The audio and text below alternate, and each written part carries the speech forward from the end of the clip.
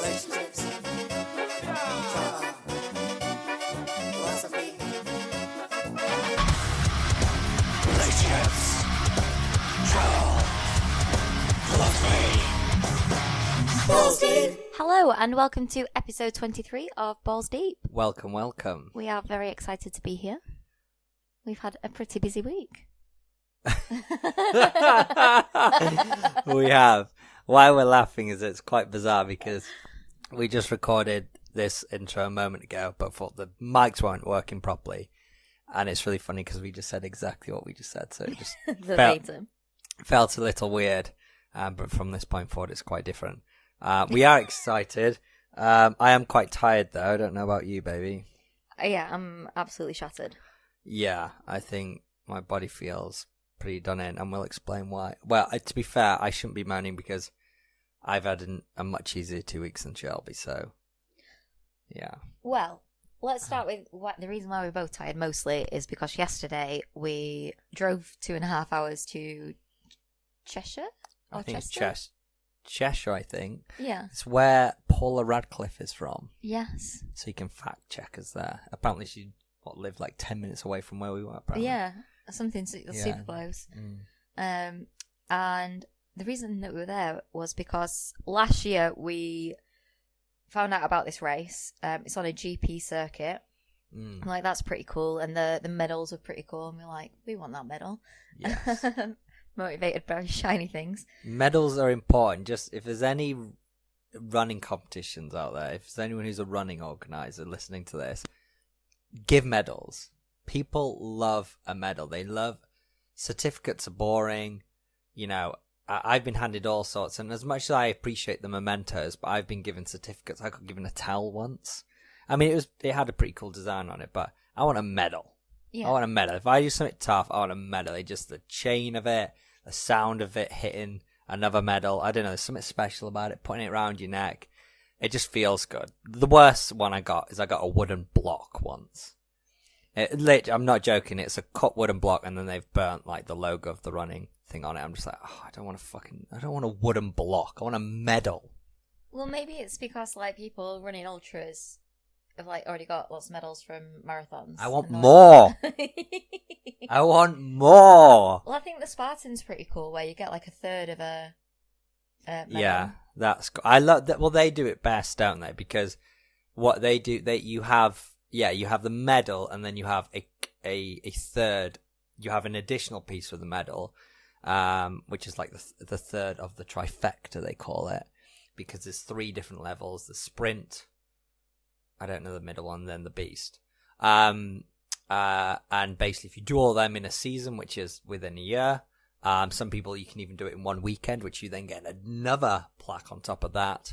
Then you can then put these 3 together for that year, and you can display it in a pretty cool piece. And I actually ordered the additional piece to put it in. It looks awesome. Yeah, it looks great. It looks awesome. And I think that's, it's a good bit of marketing from them as well, because you want to do Well, exactly. I have it up in my room now. So it makes me think of them. But it makes me so proud to have something physical like that, Because we're not celebrities, are we? We're not freaking winning, we're not winning BAFTAs, are we? We're not winning Golden Globe. Well, yeah, Golden Globes. We're not winning all the other, how else do you get an award these days? You've got to do something pretty outstanding, So I want my award. Yeah, rightly so. You get them all through school. Why can't adults have awards? Exactly. We should have assemblies and everything, shouldn't we? Yes, we should. We still, even though we've grown up, we still that appreciation and that that accomplishment with that physical gift. It feels good still. Yeah, we still crave validation and praise for the hard work that we put in. Yeah, damn right. It feels good. So that's why we chose this particular race anyway, isn't it? It wasn't just for the medal, but I mean, it partly was. The medals were great. I think we were intending to find a run, but because it was on a GP circuit, which is pretty unique. Yeah. And because the medals themselves are really cool, I think that was a motivator because it's not close to us at all. Because it was 2.5 hours away. Yeah, I'll be honest, I forgot it was that far away. Yeah, I did. I forgot it because the first time we went, we did it last year as well, And if I'm being full transparent, the reason we did that is it was my introduction back into marathons. I hadn't done like a competitive marathon for quite some time, and it's quite a flat race. So I thought that'll be a good one. And we had such a good time. And you increased your distance this year. Yeah, so last year I did a 5K, which I had done one 5K before when I was like 15, but like I walked most of it. I did it in Converse, in fancy dress. It was like... Wow, in Converse, wow. Yeah. It's not a good idea. I was not, in like jean shorts as well, I'm sure. In jeans? Like, no, Converse like and jeans? Converse jean shorts and oh, thing right. number 2 t-shirt from Universal Studios. And Danielle was in thing number 1. Nice. So, yeah, so a bit, and I'm not by any stretch a runner. Like, I'd go on the treadmill in the gym and stuff, but, and I'd sometimes, like, I really like walks and I would go on the occasional run, but it's not like, it wouldn't be my main method of keeping fit sort of thing. But anyway, so I signed up for the 5K because I thought I can manage a 5K. I know I could, even if I have to walk it, which that led to a bit of a discussion between us. Yeah, we butt heads on that, didn't we? We did butt heads on that because I thought as long as I finish it, then it's fine. But Scott's opinion on it was, well, if you're signing up to run a 5K, then you should run the 5K. But I'd never ran more than 2 minutes consecutively in my life. So I thought, well, there's no chance I'm running this 5K. But then Scott gave me some very good advice, which is very, very good advice, which is that just keep running, basically, and, like, don't listen to your head when it tells you to stop. Like, you have the physical ability to keep running. Just keep going. So I tried that, and it worked. So then, yes, I did stop, I think, maybe once or twice. Just, like, on the hills, I'd power walk up them rather than run up them. But I managed it, so I was very proud of that. I did it in, I think it was about 42 minutes, 41, 42. And this year, I elected to do the 10K instead, which I'd never, ever, ever, ever run that far. Like, I'd walk that far in a day, like, throughout the whole day, as in, like, a Disney day. But I'd never done, that distance before, so it's a big challenge for me, and I'm glad I did it. And I'm very proud of you. It's excellent that you've done it. You know, it's not an easy feat. I mean, it really does my head in when people compare their achievements and things they haven't achieved to, the people who have done the most in that category, because it's just ridiculous. If you've never ran a 5K and you go, oh, well, there's someone out there who's run a 100-mile race. Well, yeah, but you're not them, are you? They've probably ran for the last freaking 10 years. And when you get to that sort of level, there is genetics involved. I'm not saying you can't get there, but there are some genetics and some luck that is involved in being able to get to that level, especially the faster runners. But it's just, you're never going to achieve, anything you apply to in life, there's already going to be someone who is fucking outstanding in it. Yeah. And you'll find that person, and then instead of getting jealous of that person, go figure out how they did it, break it down, but make sure you look at the stuff that they did years prior, not the things they're doing today, because they're on a different level now. You need to go back. What did they do right at the start? And then work your way up. And you don't have to get to that level. There's no need to, maybe your ultimate is a 10K or your ultimate is a marathon, and that's, that's a massive achievement. Because a minute ago you were able to run 0K. Yeah. So, when you compare it to that, it's huge. So, you broke your PB yesterday. Yeah. You ran a 10K. Yeah. And what was really exciting was, because I had ran 6 kilometers before once when we were in Malaysia and we went to the gym. Yeah. I was with you then as well. You were with me then, yeah. And then when I saw the sign for the 7K mark, I had the biggest grin on my face. I started speeding up, going towards it. I was like, oh my God, I was feeling quite emotional. This is the farthest I've ever run. And within meters of getting there, Scott appeared because he's running around the track literally 10 times to complete the marathon. I had to run around it twice plus an extra bit. And it was quite emotional. It's just special that you were there for that particular moment. Literally, I was like, wow, this is the farthest I've ever run, wow, this is the farthest I've ever run. And then you were right there and you held my hand across the 7K mark. Yeah, I was ecstatic that happened. And to say, that you would think that we see each other around the lap every moment. at every lap, but we don't. We've done it now. We've done the race twice now, so I've run 20 laps on that place while and Shelby runs at the same time, and that's the first time we've seen each other. Yeah. On that, which I don't understand how. I thought you saw me and you took a picture of random last time. Twice, yeah. So last time it was really funny, and I have a video of both times. I have a video where it looks. She had the same color, top and everything, and hair. I was like, oh, it looks like Shelby, and I was.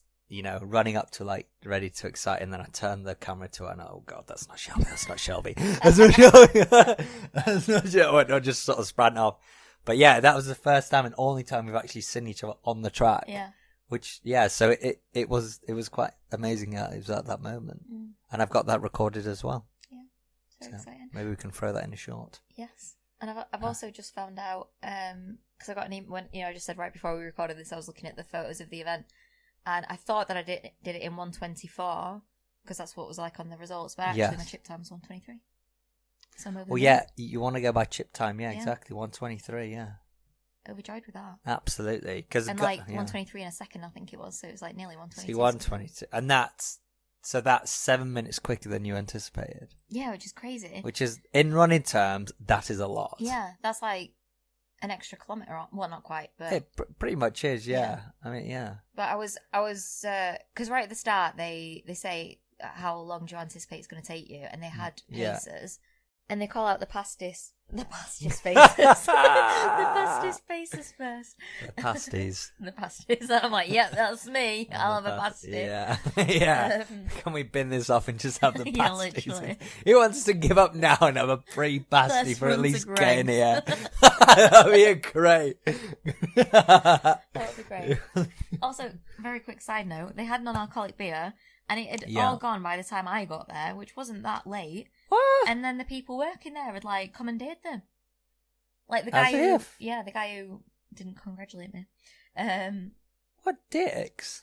Yeah. I'm so shocked because your race would have finished way earlier than most of the people. Yeah. So, well, they've obviously not counted up that, right, have they? No, they haven't. Yeah. But yeah, so at the start of the race, they shout out the pacers who anticipates doing it in under 27 minutes? I was like, are you having a laugh? That's fast. Who's right? That's fast. And sorry, I actually, you couldn't do 27.5 minutes. 27.5. Is that even possible? They even put on the pacers flag it said 27:30. It was like that's insane. Specific. Well, a fast 5k is like 22 minutes. Yeah. Anything under 25 minutes in a 5k, that's fast. Yeah, that's bonkers. So I didn't even know someone could do a 10k in 27:30. Yeah. I don't know if that's true, then that's insane. Unless they were from the 5. I think that would be the 5k lot, because I don't know how you could do a 10k in that time. To be fair, I think that'd be a 15-minute 5k. Under 30 minutes. Oh no, they might have even said under 40 minutes. Yeah, that makes more sense. That would be still a fast 10k, yeah. But yeah, when I'm like, it takes me 40 minutes to do a 5k, like if someone literally running double my speed, that's not that I'm fast by any stretch, but to literally have someone double my speed is like Roadrunner, isn't it? That's what I'm saying. There's levels to it, and you can't compare yourself to them, because those people didn't get out of bed and just do that run for the first time. Yeah. They've been training super hard. Yeah. And then there's also a blend of people that are just genetically gifted. Yeah. We all knew those people at school. They were the people that tall. they were tall, athletic, and they just bossed every single sport. Like rugby, great at it. Football, great at it. Tennis, they just bossed it. That is just some genetic luck that they've had. Yeah. And I think there's some effort comes into it. No, there is, but I feel the effort comes into getting really good at it. Yeah. But just to pick something up naturally that quick, I think that's more what's in you, what's built in you. Totally. But then to get excellent at it, then that's the effort. Yeah. Yeah. True. Yeah, I agree with that. That's what, yeah. Yeah, so with the paces, then they were going through the categories of 40 minutes, an hour, and then they finished with an hour and 5, an hour and 10, an hour and 20, and then they were like, and that should cover everybody. And I was like, and I just looked at the guy who was announcing it. He went, any other paces? I was like, 2 hours? He was like, sure, 2 hours, why not? Okay, because then they put the people at the front, obviously the people who are going to do it fastest, they start at the front. So I was just put myself to the back, because I was like, if 120. I was expecting to do it in 130. So I was like, well, I've got to be behind the 120 people. I'm going to be slower than that. But I was managing to be in front of the 120 for most of the race. Yeah. So I was over the moon that I kept looking back, and you could see that I was clocking her. Yeah. But what I'd do is I'd get quite a bit in front. But then when it came to a hill and I'd slow down, then she'd like be a lot closer to me, and it would like, and then I noticed that the gap between when the bits that I was like sort of running faster and her catching up with me, that gap was like decreasing, and eventually, just at the end of the race, I just couldn't do it. I was pushing with all my might. My legs were going as fast as they possibly could, and I just thought I just can't keep up with her. So I was a little bit gutted at not doing it sub 120. For being in front of her for all that time. But, like, my legs were starting to seize. Like, I got numbness all down my left leg for, like, from 2Ks in. So, yeah, it's excellent. Because you broke what you expect. That was, like, an additional goal that you set out once you saw it. Yeah. And that, that's a bit trickier to do when you just, think of the goal in the moment. But you plan, you're like, I just want to do it in 1:30. And you smash that. Yeah. And you're only 2 minutes off 1:20. So... if we were to do it next year, then you know what your goal is next year. Yeah. So, and just something on that for runners. What I've always learned, what I've always found is that a consistent pace will always outrun everyone. It's much better to maintain a consistent pace, than speed up slow. I mean, the run walk thing is like a normal thing that people will do. I don't like it personally, but it's a very normal thing that a lot of runners do. They'll do the run walk strategy. So that's common. But yeah, a constant pace. It'd be people that go fast, slow, and you think you won't catch up to them. An hour later, I'm passing them. And, they end up being 20 minutes after me. Like, it's just so... Try consistent pace, which is also not so easy. Because mine, I was right on the last lap. I had to run quite fast, but I was pretty much right on my pace within 15-20 seconds of it each lap, and that's why I got my personal best, and I got it within 7 seconds. It's incredible. So I'm chuffed with it, but it just and that's fat, that's running it. The faster you go, it ends up being seconds and minutes. It's not, it's not 30 minutes anyway. It's seconds and minutes difference, and it just takes that very slight change, that slight moments. Oh yeah, stretch or that you have to go and have a wee. Well, that's it. I needed a wee. I was like, oh, for fuck's sake, if I go for a wee, I know I'm gonna have to speed up for a mile. Oh god, yeah. She had to stop for a poo. Did she? I thought she just peed. No, she sat on the side of the road. Imagine all the crowd. She sat off to the side of the road next to the railings and just shat. When you gotta go, you gotta go. Yeah, well, you do, and especially running it can come quite violent. Like I've been in. Well, let's not get into the stories where Scott shat in the wild, but there are many. But that's if you're a runner, it's not weird.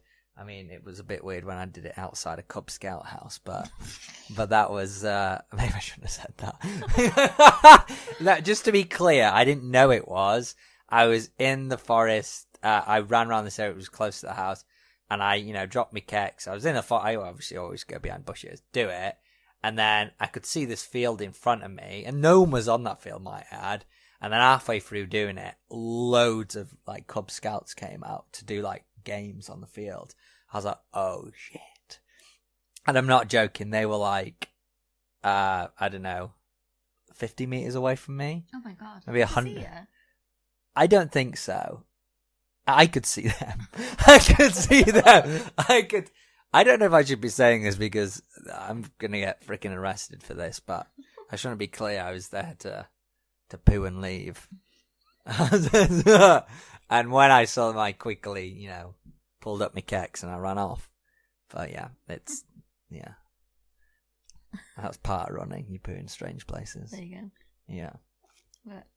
What? How do you segue from that? How do you segue from that? Well, from shitting in public to a shit country.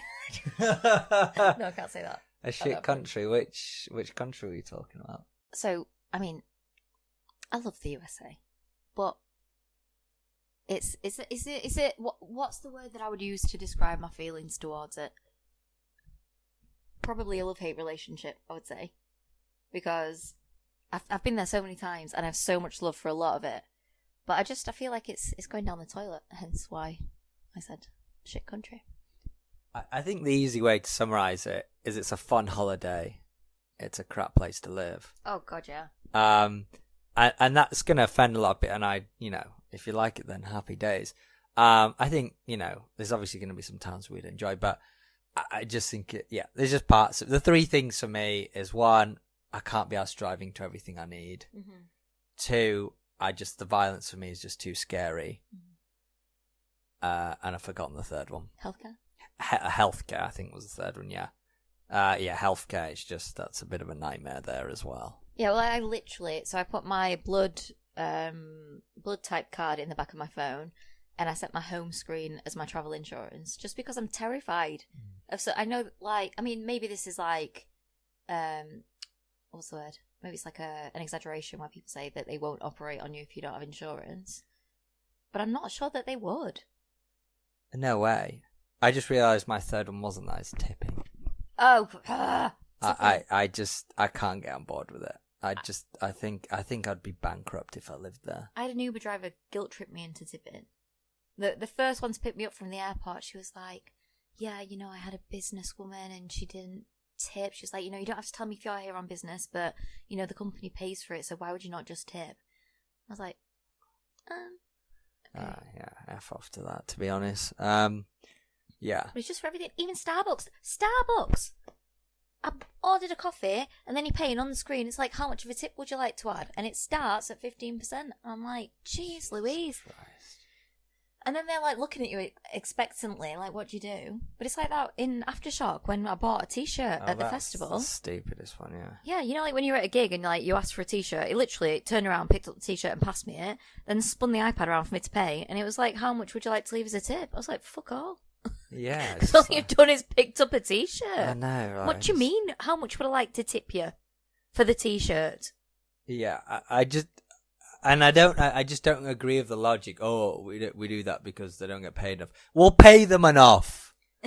You know what I mean? Yeah. Well, that's what, there should be not our problem. That's not our fucking problem, is it? The company makes the money, the employee should pay. That's why we have a minimum salary, a minimum wage. They act like a third world underdeveloped country. Exactly. They just don't get paid enough, feel sorry for us and give us your money. Exactly. It's like, what are you on?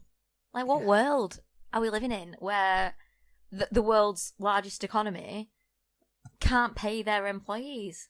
It's fucked. It's insane. Yeah, so, yeah. And then if a homeless person asks you for money, you'd be like, oh, no, get away from me. Yeah, literally. You know what I mean? It's so messed up. Anyway, I'm not going to go on a huge rant about things that are wrong with that country, but I had a great time. Yeah, but we always, I feel like we speak maybe a little bit too badly about you. We enjoy, but again, for holiday, we love it. Exactly, yeah, for a holiday, it's great. We love it. We've been there, I mean, goodness, between us, we've probably been there a lot. Yeah, definitely. In the double digits. Oh, for sure. I think even on my own, I've been there in the double digits. Yeah. I think you will have too. Yeah, like work and stuff, for sure. So I was in Florida, recently, which was for a friend's birthday, and it was a really good experience. I was only there for 4 nights, technically 5 if you count the overnight on the flight home. But it was one of my best friend's 30th birthdays who I work with in Florida. And we reunited with one of our other roommates and then one of my friend's other friends. And we did all 4 parks in 2 days. That's brutal. In it, right? So we did, what did we do first? Animal Kingdom and the Magic Kingdom on the first day. And then Hollywood Studios, then Epcot on the second day. And then we did like Disney Springs and Jelly Rolls and some other stuff. Jelly Rolls, if you haven't been to Disney, is a piano bar on the boardwalk, and they have 2 pianos on the stage face to face, and you write a song request on a napkin and put it on the piano, and then they play it. It's great. It is great, and I think it is in other places in the US as well, because I went to one in New Orleans as well. There is one in London, Yeah. actually, so I can't Oh, is remember what there? it's Oh, called, wow. and I've not been, but... They're really fun. Yeah, they are so much Really fun. I had a great experience. What overall. weird things happened? Well, speaking about... Or another goss. Well, Uber was the weirdest thing, I would say. For like I told you, the first one was telling me straight away how much she earned and how much it annoys when people don't tip and all that.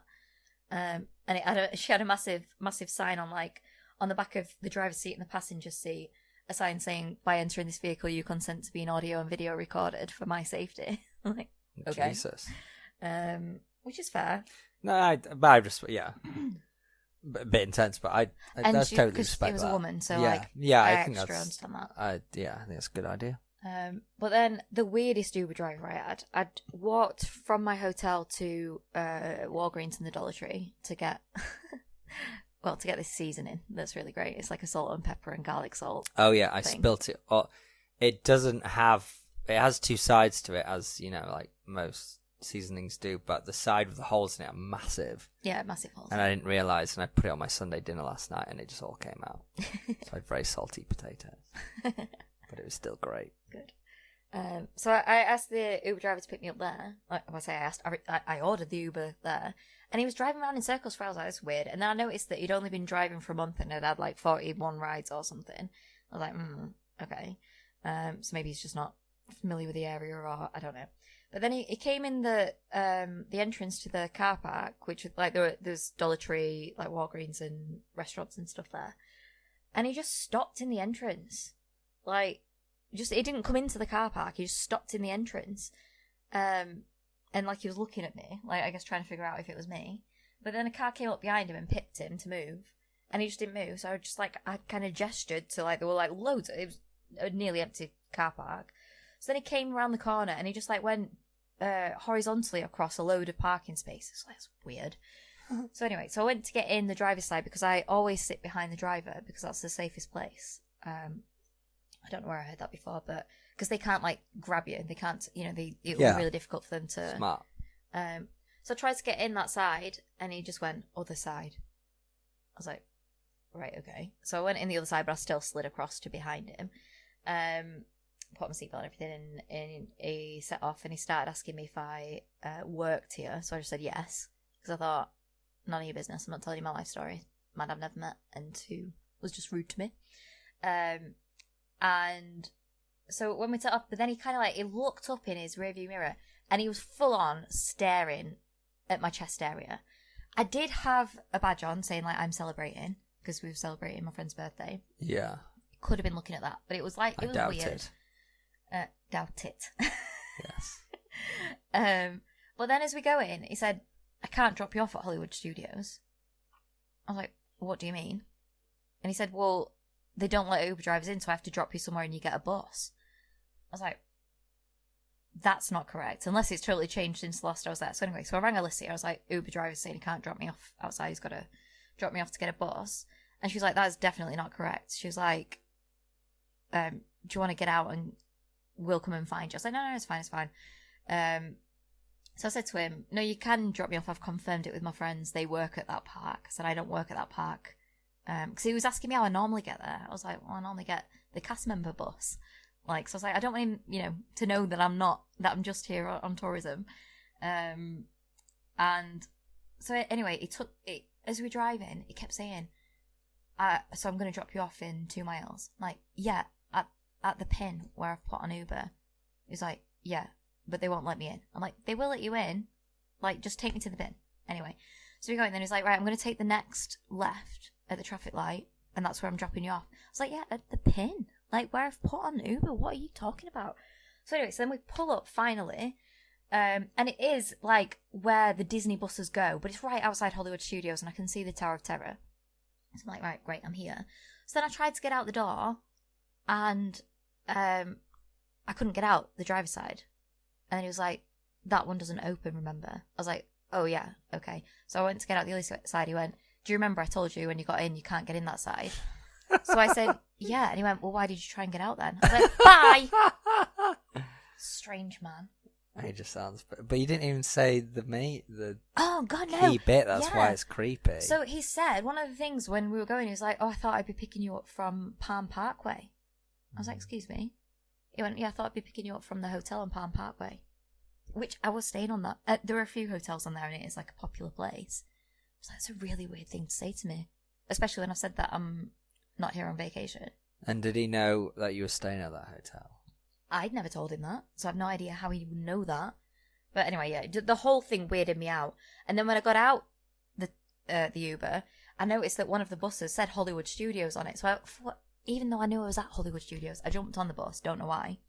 And the bus driver just hadn't changed it yet to Animal Kingdom, and it went from Hollywood to Animal to Hollywood.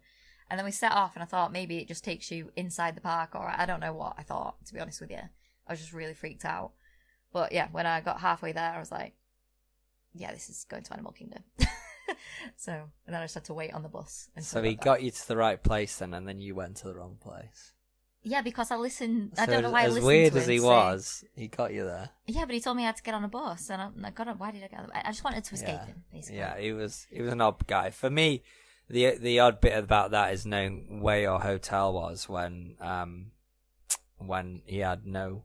There'd be nothing obviously on your account that would say that. Yeah. So that doesn't make sense to me. Yeah. And the whole door situation, I don't know. He just maybe he struggles to speak English. Maybe he just sort of he spoke English very well. All right. Well, I don't know. It just sounds like a cock. Yeah, because what I forgot to mention was because like in the conversation he was asking me where I was from, and he's from Morocco, and so we had a chat about Epcot for a bit, but because Epcot has a few different pavilions, Morocco and UK being two of them. Right. Yeah. But no, he spoke English very well. Well, could have been murdered. Could have been murdered. Could have been murdered. Yeah, but I'm here to tell a tale. You do have a habit of getting into murderous situations, because the one when you were in Sydney, you had a woman that wanted you to look after her dog, and she was quite insistent and also lived in the middle of nowhere, and even though you said no, she was a bit weird about it, wasn't she? Yeah, I'd met her once at this like vegan event. There's like a book signing at a vegan shop, and then I think I maybe met her one more time at a different vegan meetup. But she was like a lot older than me. Not that makes, I've got friends that are older than me, but she had like suddenly had to go out of town, and she was like, I don't have anyone else. I feel like that's so manipulative to say to someone, I don't have anyone else, I really need you to do this. Yeah, you didn't even know her. No, I didn't know. I'd met her literally once, maybe twice. And she was like, I don't know what I'm going to do. I'm like, I'm not going to go to the middle of nowhere, stay in your house when I don't know it. Like, no way. But yeah, she was really funny about it, saying, well, I don't know what I'm going to do. Like, I'm really stuck. I've got nobody else. Like, well, you don't have me, so sorry. Wasn't she more creepy than that? Do you not find that creepy? I don't. I thought there was more to the story, but. That's the story. Well, that's the story. Well, it could have been Murdered 2.0. Yeah. So you've cheated death twice, and there was a third one, but I'll be honest, I can't remember it. But I did mention it the other day. But basically, you have a tendency of getting in murderous situations, my darling. So you need to be careful. It's because I'm so trusting. Well, I don't think I'm that trusting. I think that people see me as a pushover. I think that's it. I think people see me as like, we can manipulate this girl. Yeah, it's scary, traveling. Traveling just generally, but traveling on your own is especially. You have to have an extra heightened awareness because you don't have someone else to rely on, and for a woman that's on a different level to a man. So, yeah, we could dive into a whole story, and I'm happy to dive into an episode of tips on how to, deal with that fear, and also, in certain situations, we've got tactics that we've employed to be safe. And that being one of them, I think sitting behind the Uber driver is a good one. Yeah, sitting behind the Uber driver. Having a personal alarm, which we have, so it's like you pull the pin and it's like the loudest thing you've ever heard in your life. That's really good. Be careful with pepper spray. You can't travel with that, but I know in the US you can probably get your hands on it. So yeah, don't bring it out of the US though. Do not travel with it. You will get arrested. We also know someone who did get arrested for that. So we go from murderous escapades to our favourite segment of our favourite and your favourite segment of the episode. And that's favourite and least favourite thing of the last place we visited. Now, only Shelby visited this one, but I have been Florida a couple of times, so I'll chip in. But what's your favourite thing, my darling, about Florida? Well, my favourite thing that I did in Florida, I think I'm going to go with that, is that in Magic Kingdom we were supposed to leave at 6 p.m. because it was one of the special parties, like they do them for Halloween and Christmas, and you're meant to buy an extra ticket, which is like quite expensive. We didn't buy that ticket, but we realised they don't actually kick you out. If you wear long sleeves, they don't know that you have stayed in the park. Why long sleeves? Because everyone's wearing a wristband. Sorry, okay. Yes.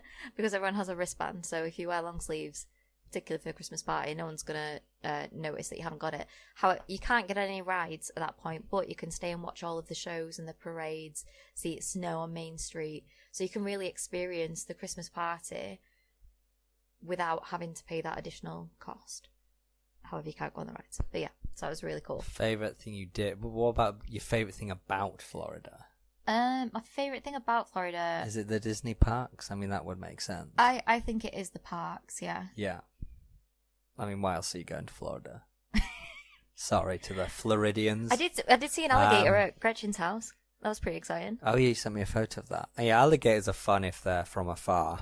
Yeah. Okay, wonderful. And I would agree. I think the parks, the whole experience, Disney, Universal, I think Disney Springs, even like Boulevard, all that is fantastic. It's really, really quite cool. And it's something I would suggest to everyone to experience at some point in their life. Even if you're not into like Disney characters, it's just quite a marvel to experience. It's quite a marvel. What's your worst thing about Florida? Probably don't like the most. Well, the thing that came straight to mind is the amount of tourists on the road and how many accidents there are because of that. Oh my god, I remember that last time. I totally agree. Yeah, it's so insane. How unsafe the roads are, yeah, and also how I know this is like an additional thing, but it's to do with the roads. I was a stone's throw from the outlets, but because it was on the other side of the road, it would take me 45 minutes to walk it.